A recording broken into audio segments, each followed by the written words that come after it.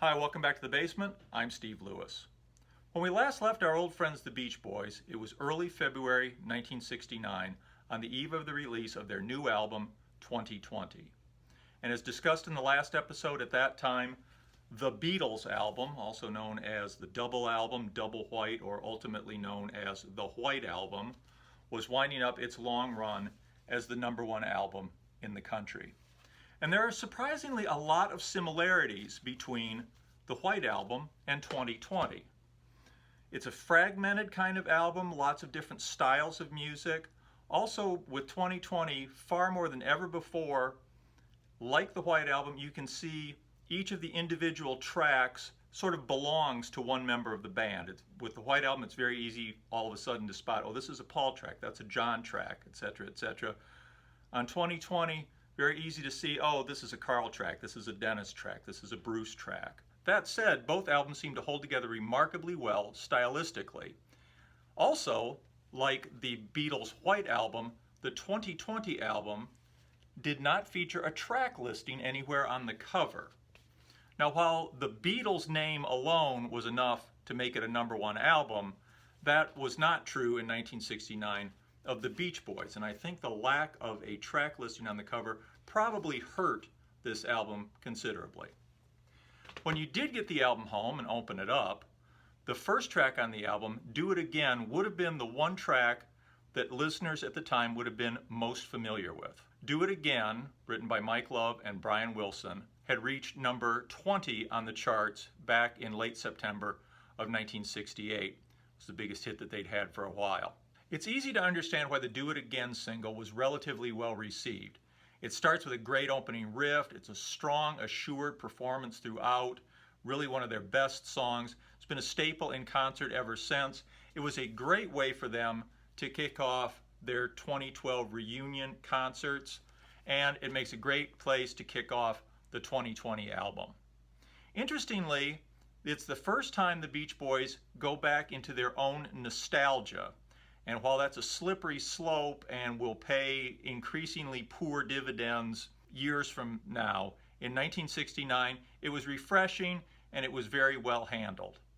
Interestingly, on the album version, there's a little woodshop fragment left over from the Smile sessions appended at the end. Not sure why they bothered to do that. My guess is it gave it a little bit of an avant-garde psychedelic feel, which was very contemporary at the time.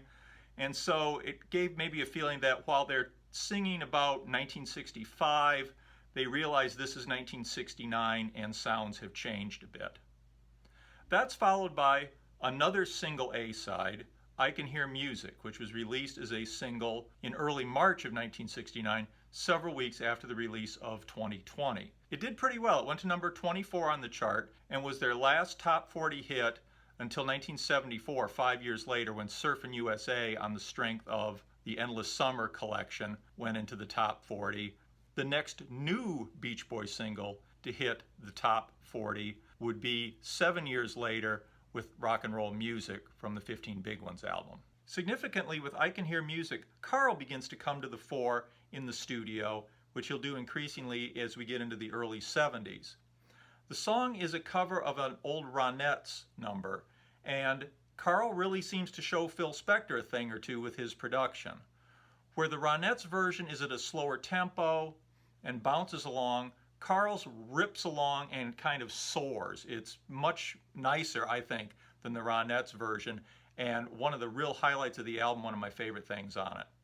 That is followed by the third consecutive single A-side on the 2020 album, Bluebirds Over the Mountain. And this is a Bruce Johnston production. Apparently Bruce had started this for a solo recording, and then when he saw that the Beach Boys needed some material, he got together with Carl and they reworked it. Bluebirds Over the Mountain was originally a minor hit by the writer Ursel Hickey from 1958, and his is much more a rockabilly version, very different from what Bruce did. And what Bruce did with Bluebirds Over the Mountain is pretty cool. There's a lot of cool tempo change, a lot of interesting instrumentation. The backing vocals are terrific, but strangely, I never really connect with that song. It doesn't speak to me on any sort of emotional level. I can enjoy the production. It's nice when it's on, but I never really am moved at all by Bluebirds Over the Mountain. And I guess the American public largely felt the same way. It only went to number 61. Great production. Somehow it just does not speak to me the way the other tracks on this album do. Many of you will also have heard of the unique Dutch single mix of Bluebirds Over the Mountain. According to what I read from Steve Desper, the engineer, that track is a mistake. When they decided to release Bluebirds Over the Mountain as a single, they sweetened it with some additional acoustic guitar and percussion. In the rest of the world, that overdub was mixed properly.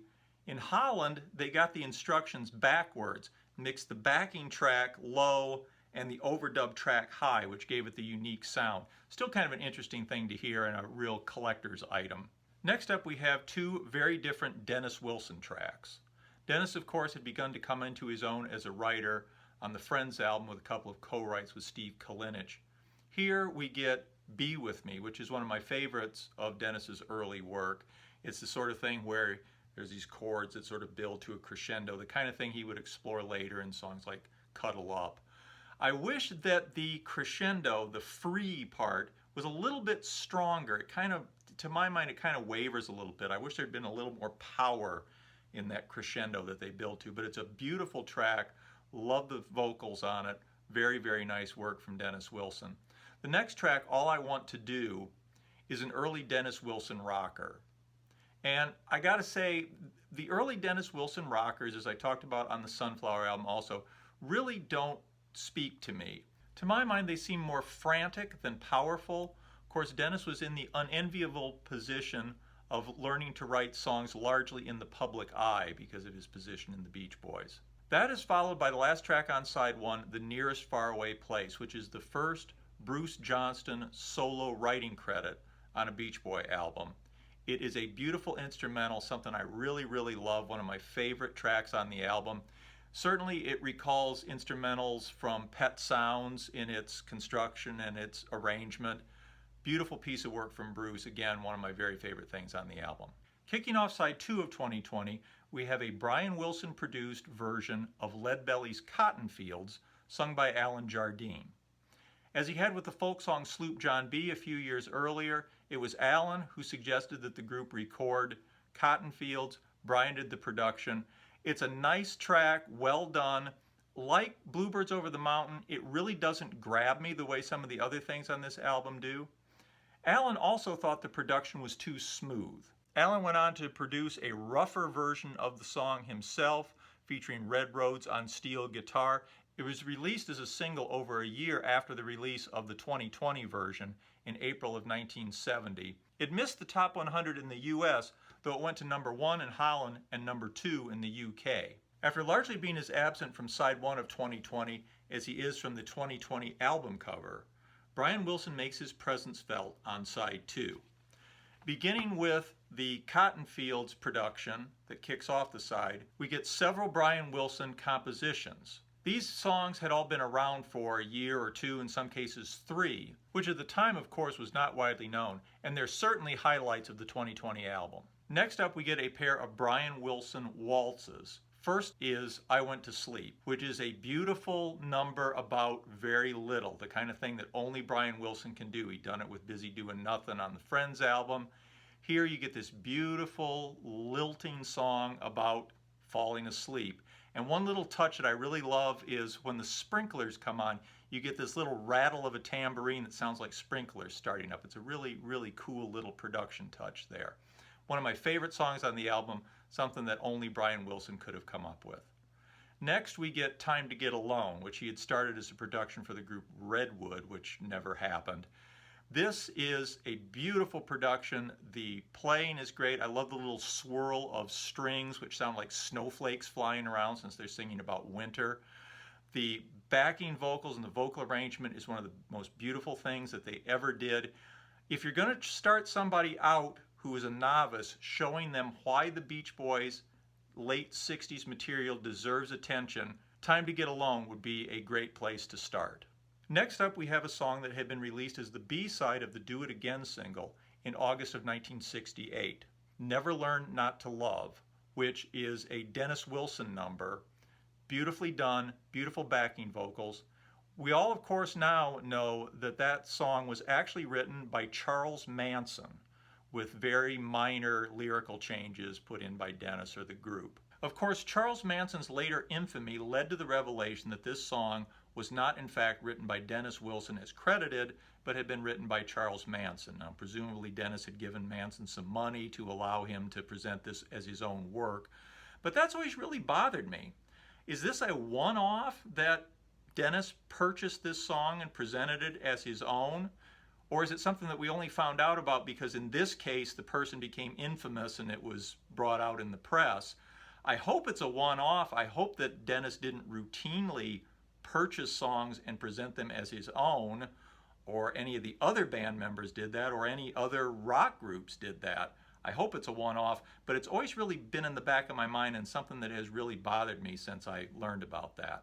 Moving on, we get 2 tracks from the ill-fated Smile album to finish the album. First up is Our Prayer, which according to engineer Steve Desper is the Smile recording with many parts overdubbed for the 2020 album, followed by Cabinescence. Another thing that Steve Desper said was assembled from Smile fragments with only the lead vocal being brand new. Both are great tracks, of course, very majestic, beautiful, beautiful work from the Smile period. I'm not sure in 1969 how many people realized that these were Smile session tracks. I'm not sure how well known that story was. Certainly by 1971 it was becoming well known. But in 1969 I imagine that for most listeners these were just some more tracks on the album. I do remember how jarring it was for me the first time I heard the Who Ran the Iron Horse section come in Cabinescence, and that I really didn't like that at first. I've grown used to it and dramatically I understand how that works, but I do remember that being jarring at the time. They're beautiful, sweeping, majestic tracks. It was really the first opportunity to hear the grandeur that might have been part of Smile. Of course, on Smiley Smile we'd had versions of Wind Chimes and Wonderful Vegetables, but they hadn't really had the majestic sweep that they would have had on the Smile album, and we get to hear it here for the first time. It's a beautiful way to end the album with the over and over the Crow Cries Uncover the Cornfield section that was apparently so reviled by Mike Love. And so ends 2020, the first real group album by the Beach Boys in which each member contributes tracks that are largely their own. It works far better than anybody probably would have guessed in 1969, and the talent pool in the Beach Boys is certainly much deeper than probably anybody would have guessed at that point.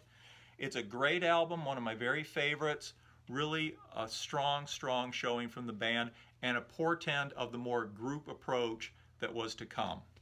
Thanks for watching. I hope you found this interesting. Please like and comment and subscribe. Love to hear what you have to say about this. Let me know if I missed anything. Appreciate it. See you next time. Bye.